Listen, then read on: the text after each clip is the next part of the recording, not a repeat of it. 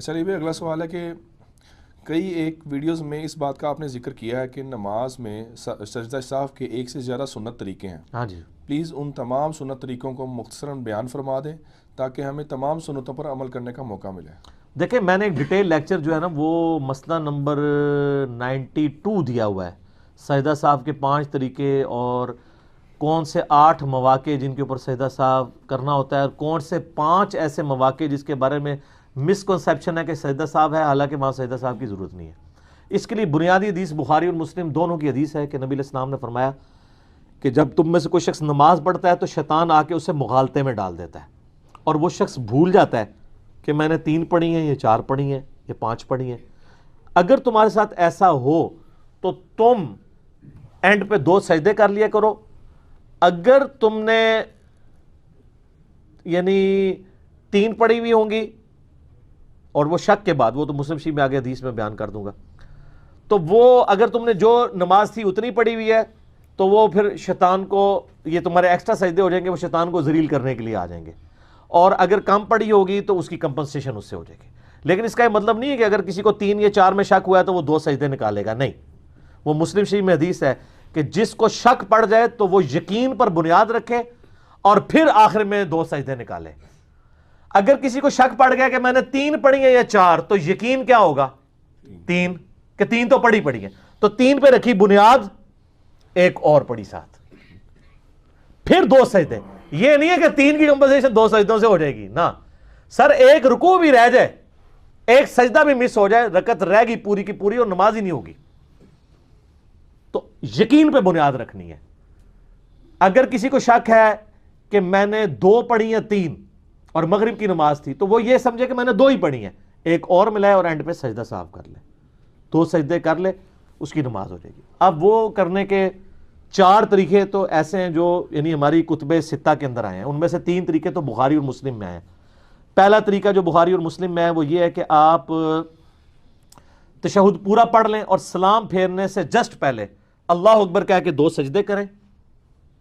وہی پہلا سجدہ کیا، پھر جلسہ استراحت کیا، اس میں اذکار پڑھے، جلسہ جو ہے وہ سجود کے درمیان، پھر دوسرا سجدہ کیا اور پھر بیٹھتے ہی ساتھ ہی سلام پھیر دیں.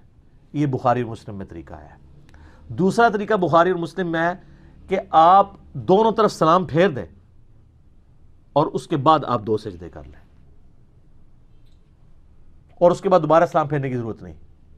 اور تیسرا طریقہ بخاری اور مسلم میں آیا ہے کہ نماز کے 2 سلام پھیرنے کے بعد 2 سجدے کریں، 2 سجدے کرنے کے بعد پھر دوبارہ سلام پھیر دیں یوں کر کے. یہ 3 طریقے ہیں جو بخاری اور مسلم میں. چوتھا طریقہ جو ہے وہ جامعہ ترمذی میں آیا ہے، وہ یہ ہے کہ آپ تشہد پڑھیں اینڈ تک، اس کے بعد 2 سجدے کریں، 2 سجدے کرنے کے بعد دوبارہ تشہد بیٹھ جائیں اور پورا تشہد پڑھ کے دائیں اور بائیں سلام پھیر دیں. یہ 4 طریقے ہیں جو سنت سے ثابت ہیں. ایک وہ طریقہ جو ہمارے حنفی بھائی کرتے ہیں وہ نہ نبی علیہ السلام سے ثابت ہے، نہ کسی صحابی سے ثابت ہے، ایک تابعی سے ابراہیم نخعی سے ثابت ہے، اور وہ یہ روایت بھی پوری پیش کرنے جوگے نہیں ہے. مصنف ابن ابی شیبہ میں ہے، وہ پوری روایت یہ پیش ہی نہیں کر سکتے. اس میں الفاظ ہیں کہ سجدہ صاحب میں بھی 1 سلام ہے اور جنازے میں بھی 1 سلام ہے. جنازے میں تو حنفی 2 سلام پھیرتے ہیں، جنازے میں 1 سلام ہوتا ہے دائیں طرف صرف.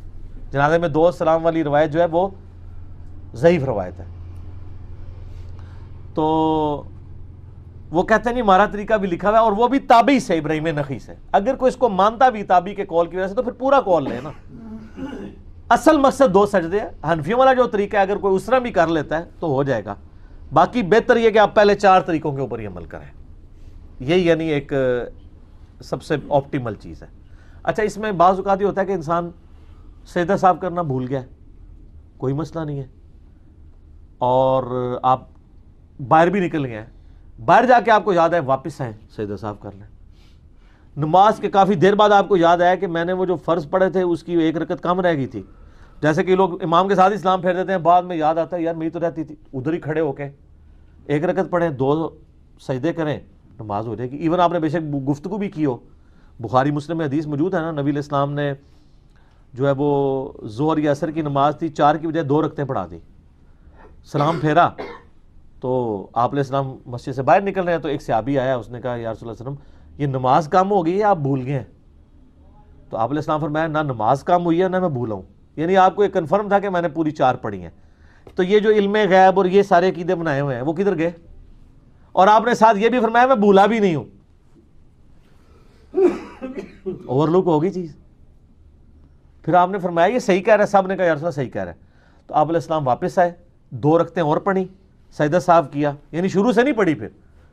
اور اسی طریقے سے بخاری مسلم میں ایک حدیث ہے، نبی علیہ السلام نے 5 رکعتیں پڑھا دی زور کی. سلام پھیرا تو صحابہ نے کہا رسول اللہ آپ نے 5 رکعتیں پڑھی ہیں. آپ فرمایا اچھا. آپ نے اسی وقت 2 سجدے کیے، کیونکہ وہ 5 تو پہلے ہی فالتو تھی نا، اور تو ملانی نہیں. یہ جو انفی کہتے ہیں نا ایک اور ملا کے اس کو ایون کریں، غلط ہے. یہ بھی بخاری مسلم کے خلاف. کوئی اونٹ رہے اونٹ تیری کون سی کالسی تھی، اس میں الفاظ ہیں. آپ نے اسی وقت 2 سجدے کیے اور سلام پھیر کے آپ نے فرمایا کہ میں بھی ایک انسان ہوں، جس طرح تم بھولتے ہو میں بھی بھول جاتا ہوں، اگر میں بھول جاؤں مجھے یاد کروا دیا کرو. حتیٰ کہ بخاری میں آتا ہے آپ علیہ السلام ایک دم مسجد میں آ گئے اور فوراً مسجد سے باہر نکلے. صحیح بخاری میں حدیث ہے. صحابہ کہتے ہیں ہم واپس آپ اس حال میں ہیں کہ آپ کی مبارک زلفوں سے پانی ٹپک رہا تھا. آپ فرمایا میں جنبی تھا، مجھے غسل یاد نہیں رہا تو میں غسل کرنے گیا تھا. تو سر یہ چیزیں، یعنی ان ساری چیزوں کے بعد آپ کو نبی علیہ السلام ایک نارمل انسان نظر آتے ہیں. مرتبے کی بات نہیں ہو رہی، آئیڈیلزم کی بات ہو رہی ہے. نبی علیہ السلام اگر نارمل نہیں ہوں گے ہمارے لیے رول ماڈل نہیں ہوں گے.